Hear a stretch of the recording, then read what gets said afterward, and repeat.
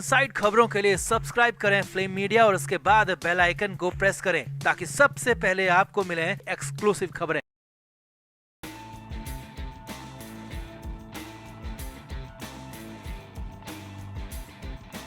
तो बड़ी खबर मुंबई से आ रही है, जहां पर महाराष्ट्र के सीएम देवेंद्र फडणवीस ने अचानक उद्धव ठाकरे, शरद पवार और राज ठाकरे को बारी बारी से फोन किया है और तीनों से लंबी बातचीत की है और तीनों को ही मिलने भी बुलाया है। और सबसे बड़ी बात ये है कि राज ठाकरे तो मिलने भी पहुंच गए। तो देवेंद्र फडणवीस ने आखिर क्यों किया उद्धव ठाकरे, शरद पवार और राज ठाकरे को फोन? राज ठाकरे से मुलाकात में क्या हुई बात? आखिर सीएम देवेंद्र फडणवीस राज ठाकरे के जरिए उद्धव ठाकरे से क्या पटाने की कोशिश कर रहे हैं? आपको सब कुछ बताते हैं। आप भी वीडियो को शेयर करें और अपनी राय कमेंट बॉक्स में जरूर दें।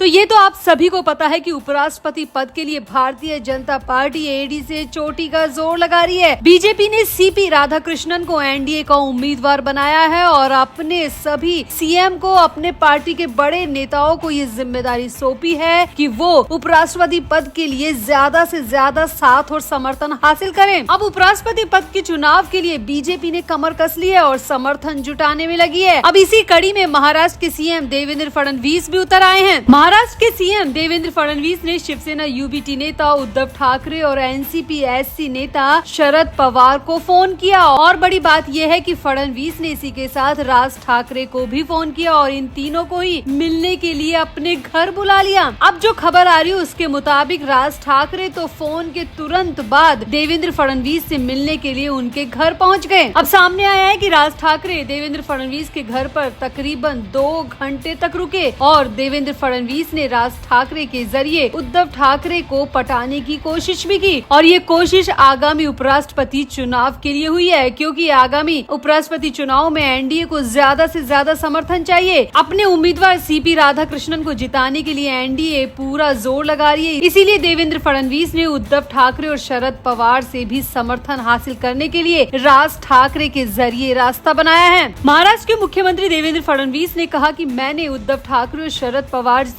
फोन पर बात की है और उनसे उपराष्ट्रपति चुनाव के लिए महाराष्ट्र के राज्यपाल सीपी राधाकृष्णन की उम्मीदवारी का समर्थन करने का अनुरोध किया है। देवेंद्र फडणवीस ने यह भी कहा कि उद्धव ठाकरे ने मुझसे कहा है कि वो इस मसले पर चर्चा करेंगे और मुझे बताएंगे, जबकि शरद पवार ने कहा है कि उन्हें विपक्ष द्वारा उतारे गए उम्मीदवार के साथ जाना होगा। और यही बात सीएम देवेंद्र फडणवीस ने राज ठाकरे से भी की। राज ठाकरे से कहा कि आप जाकर उद्धव ठाकरे को मनाएं और उद्धव ठाकरे शरद पवार को मना ही लेंगे, मुझे पूरा भरोसा है, क्योंकि इस वक्त हमें उद्धव ठाकरे और शरद पवार दोनों की ही जरूरत है। इसीलिए राज ठाकरे से देवेंद्र फडणवीस ने 2 घंटे तक मुलाकात की, बातचीत की। यहाँ पर आपको बता दें कि उपराष्ट्रपति चुनाव के लिए सत्तारूढ़ गठबंधन एनडीए ने महाराष्ट्र के राज्यपाल सीपी राधाकृष्णन को उतारा है, जबकि विपक्षी अलायंस ने पूर्व जस्टिस बी सुदर्शन रेड्डी को मैदान में उतारा है। उपराष्ट्रपति चुनाव के लिए मतदान 9 सितंबर को होने वाला है और उसी दिन मतगणना होगी। और बड़ी बात यह है कि सीपी राधाकृष्णन को चुनाव जिताने के लिए एनडीए पूरी कोशिश कर रही है। इसी कड़ी में देवेंद्र फडणवीस ने उद्धव ठाकरे और शरद पवार को फोन किया है, क्योंकि देवेंद्र फडणवीस अच्छी तरह जानते हैं कि संसद में सबसे ज्यादा जरूरत उद्धव ठाकरे और शरद पवार की उन्हें पड़ने वाली है, क्योंकि अगर उन्हें सीपी राधाकृष्णन को जिताना है तो उन्हें ज्यादा से ज्यादा सांसदों का साथ और समर्थन चाहिए, ज्यादा से ज्यादा मतदान चाहिए। इसीलिए देवेंद्र फडणवीस ने अपनी तरफ से उद्धव ठाकरे और शरद पवार को मनाने की कोशिश की। हालांकि देवेंद्र फडणवीस ने राज ठाकरे के जरिए भी रास्ता बनाया है ताकि उद्धव ठाकरे का साथ मिलना कंफर्म हो जाए। और फडणवीस जानते हैं कि उद्धव ठाकरे अगर उनके पाले में आए तो शरद पवार को भी उद्धव ठाकरे अपने साथ ले ही आएंगे। इसीलिए देवेंद्र फडणवीस ने राज ठाकरे से मुलाकात की और कोशिश की कि उद्धव ठाकरे और शरद पवार के सांसदों को अपने साथ रखा जाए। तो फिलहाल तो फडणवीस ने उद्धव ठाकरे और शरद पवार से उनका साथ मांगा है, समर्थन मांगा है। अब देखना होगा कि उद्धव ठाकरे और शरद पवार किस और करवट लेके बैठते हैं। क्या वो सीपी राधाकृष्णन का साथ देते हैं या फिर बी सुदर्शन रेड्डी का साथ देंगे? आपको क्या लगता है, किसको देश का उपराष्ट्रपति बनना चाहिए? आप भी अपनी राय कमेंट बॉक्स में जरूर दें और वीडियो को भी शेयर करें।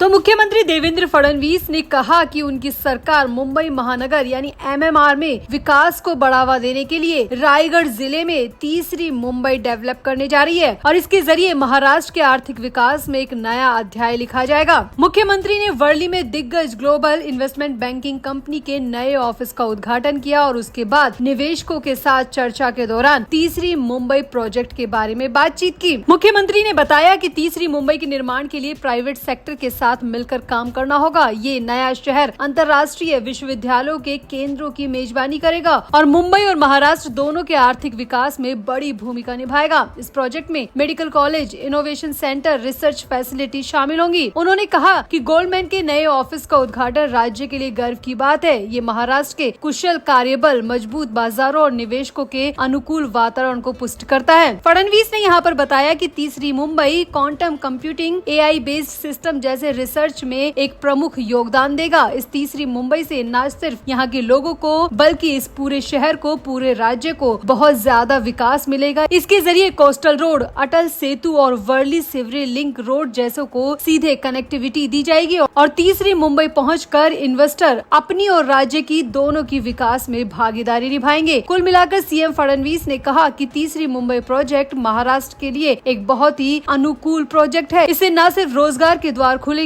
बल्कि महाराष्ट्र का आर्थिक विकास भी बढ़ेगा। अब यहाँ एक तरफ सीएम पूरी तरह प्रतिबद्ध इस प्रोजेक्ट की तरफ नजर आ रहे हैं। उन्होंने बाकायदा प्रेस कॉन्फ्रेंस की और इस प्रोजेक्ट की एक एक डिटेल सबके सामने बताई कि कैसे ये प्रोजेक्ट शुरू किया जाएगा, कैसे कनेक्टिविटी होगी और इससे रोजगार के कितने अवसर बढ़ेंगे। लेकिन जैसे ही इस प्रोजेक्ट का ऐलान किया गया वैसे ही शिवसेना UBT में एक खलबली मच गई। शिवसेना UBT के प्रमुख उद्धव ठाकरे के बेटे आदित्य ठाकरे तो सीधे देवेंद्र फडणवीस से मिलने भी पहुंच गए। अब आदित्य ठाकरे के मन में रायगढ़ प्रोजेक्ट को लेकर क्या है ये तो नहीं पता, लेकिन सामने आया है कि तीसरी मुंबई प्रोजेक्ट का नाम सुनते ही आदित्य ठाकरे ने सीएम फडणवीस से मिलने के लिए अपॉइंटमेंट मांगी। हालांकि आदित्य ठाकरे को इतनी जल्दी सीएम से मिलने की अपॉइंटमेंट नहीं मिली, इसीलिए खुद आदित्य ठाकरे सीएम ऑफिस पहुंच गए। अब जैसे ही आदित्य ठाकरे की गाड़ी सीएम ऑफिस के बाहर देखी गई तो वहाँ पर मीडिया भी जाकर खान तलाशी करने लगा। मीडिया वालों ने कुरेद कर एक एक खबर निकाली और जिसके जरिए सामने आया है कि आदित्य ठाकरे इस प्रोजेक्ट से बिल्कुल भी खुश नहीं है। वो नहीं चाहते कि रायगढ़ में ऐसा कुछ भी बसाया जाए। सामने आया कि आदित्य ठाकरे का कहना है कि इस प्रोजेक्ट के जरिए सिर्फ विदेशी कंपनियों को फायदा होगा, महाराष्ट्र के लोकल लोगों को कोई फायदा नहीं होगा। आदित्य ठाकरे ने इसके विरोध के लिए सीएम फडणवीस से मिलने का समय मांगा, लेकिन उनको मिलने का वक्त नहीं दिया गया। अब सामने आया कि आदित्य ठाकरे ने सीएम फडणवीस से मिलने के लिए घंटे 2 घंटे नहीं बल्कि 4.5 घंटे तक का इंतजार किया, लेकिन फिर भी आदित्य ठाकरे को उनसे मिलने का मौका नहीं मिला और बिना मिले ही आदित्य ठाकरे को बाहर आना पड़ा। अब जैसे ही आदित्य ठाकरे बाहर आए तो मीडिया वालों ने उन्हें घेर लिया और पूछा कि आप अचानक कैसे सीएम ऑफिस पहुंच गए और सीएम से आपकी मुलाकात हुई या नहीं हुई। तो इस पर आदित्य ठाकरे बेहद गुस्से में नजर आए। आदित्य ठाकरे की आंखों में गुस्सा साफ साफ देखने को मिला, साथ ही साथ एक अलग ही तरह की उदासी भी आदित्य ठाकरे की आंखों में देखने को मिली। अब आदित्य ठाकरे इस प्रोजेक्ट से इतने नाखुश क्यों है, इसकी साफ वजह तो सामने नहीं आई है, लेकिन ये जरूर सामने आया है कि आदित्य ठाकरे नहीं चाहते कि रायगढ़ में तीसरी मुंबई जैसा कोई भी प्रोजेक्ट शुरू किया जाए। अब या तो आदित्य ठाकरे चाहते हैं कि उनके विधानसभा क्षेत्र वर्ली में ऐसा प्रोजेक्ट शुरू किया जाए। रायगढ़ में इस तरह के प्रोजेक्ट के शुरू होने से आदित्य ठाकरे बिल्कुल भी खुश नजर नहीं आए और इसीलिए वो सीएम फडणवीस से मिलने गए, लेकिन उनकी मुलाकात हो नहीं पाई, जिसके बाद वो रुआसे होकर वहाँ से निकले। तो आपका क्या कहना है, क्या वाकई में तीसरी मुंबई प्रोजेक्ट मुंबई के लिए और महाराष्ट्र के लिए फायदे का सौदा साबित होगा? आदित्य ठाकरे आखिर इसका विरोध क्यों कर रहे हैं? आप भी अपनी राय कमेंट बॉक्स में जरूर दें और वीडियो को भी शेयर करें।